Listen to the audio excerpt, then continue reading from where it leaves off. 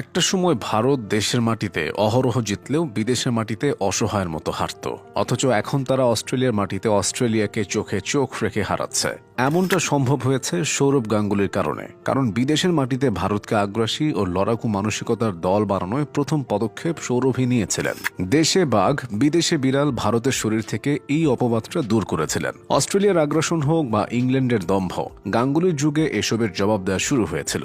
Match গড়াবেটার লজ্জাজনক অধ্যায় থেকেও ভারতীয় ক্রিকেটকে টেনে তুলেছিলেন সৌরভ গাঙ্গুলি। তিনি কিভাবে কি করেছিলেন সেসবই জেনে আসা যাক। সময়টা 1992 সাল। ভারতীয় দলে হঠাৎ ডাক পেল কলকাতার 19 বছরের এক তরুণ যুবক। সে সময়টাতে বোর্ডেও চাকরি করতেন এক বাঙালি কর্মকর্তা। সবাই এসে সেই ভদ্রলোককে ধরে বললেন, আপনাদের রাজ্যের ছেলে দলে ডাক পেয়েছে, এবার মিষ্টি খাওয়ান। ভদ্রলোক তখন বিনম্র হাসি দিয়ে উত্তর দিলেন, মিষ্টি তো অবশ্যই খাওয়াবো, তবে সে জাতীয় দলের ডাক পাওয়ার কারণে নয়, বরং ভারতীয় ক্রিকেট একটা রত্ন পেয়েছে সে কারণে। ভদ্রলোক মিথ্যে বলেননি, সৌরভ রত্নই ছিলেন। ব্যাটসম্যান, অধিনায়ক ও বোর্ড প্রেসিডেন্ট গাঙ্গুলি ছিলেন বলেই ভারতীয় ক্রিকেটের সাফল্যের গ্রাফ আজ আকাশ ছোঁয়া। নিজের অধিনায়কত্বে এক ঝাঁক তরুণ ক্রিকেটারদের সুযোগ দিয়েছেন সৌরভ। পরবর্তীতে সেই তরুণরাই ভারতকে 2007 টি-20 বিশ্বকাপ এবং 2011 ওয়ানডে বিশ্বকাপ জেতাতে সাহায্য করেন। মহারাজ, প্রিন্স অফ ক্যালকাটা সবকিছু ছাপিয়ে তিনি হয়ে উঠেছেন দাদা।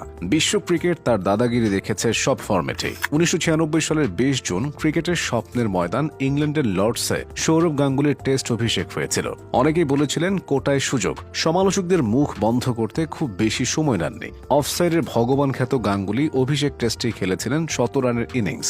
113টি টেস্টে সৌরভ 7212 রান করেছেন। নামের পাশে আছে 16টি সেঞ্চুরি। তবে শুধুমাত্র পরিসংখ্যানই শেষ কথা নয়। গাঙ্গুলি দায়িত্ব নিয়ে স্টিভ ওয়াহের অস্ট্রেলিয়ার টানা 16 জয়ের রেকর্ড যাত্রা ভঙ্গ করেন। 2001 সালে অস্ট্রেলিয়াকে 2-1 ব্যবধানে হারিয়ে দেয় ভারত। এরপর 2003 সালে গাঙ্গুলির নেতৃত্বে বিশ্বকাপের ফাইনাল খেলে ভারত। পরের বছর পাকিস্তানে গিয়ে সিরিজও জিতে আসে। অধিনায়ক হিসেবে গাঙ্গুলি এমন কিছু সিদ্ধান্ত নিয়েছিলেন যার কারণে ভারতীয় ক্রিকেটের চিত্রপট বদলে যায়। বীরেন্দ্র সেবাগকে ওপেনিংয়ে পাঠানো তেমনই একটি সিদ্ধান্ত।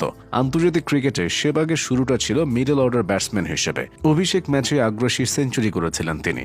মারমুখী মেজাজের জন্য বীরুকে কেউই টেস্ট ক্রিকেটের উপযুক্ত মনে করেননি। সমালোচনার প্রবল ঝুঁকি নিয়ে সৌরভ গাঙ্গুলি সেবাগকে টেস্ট ম্যাচে ওপেন করতে পাঠান এবং নিজের আগ্রাসী মেজাজ ধরে রাখার পরামর্শ দেন। বাকিটা তো ইতিহাস।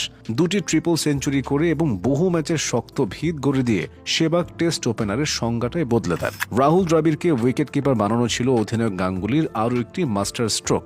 ব্যাটসম্যান দ্রাবিড়ের নির্ভরযোগ্যতা নিয়ে ভারতীয় ক্রিকেটে কখনোই কোনো সংশয় ছিল না। তবে বিশেষজ্ঞ মহলের মতে উইকেট কিপার হিসেবে ব্যবহার করে রাহুলের ওয়ানডে ক্যারিয়ার দীর্ঘায়িত করেছিলেন সৌরভ। দ্রাবিড় উইকেট কিপিং করায় দলে একজন বাড়তি বোলার খেলানোর সুযোগ পেয়ে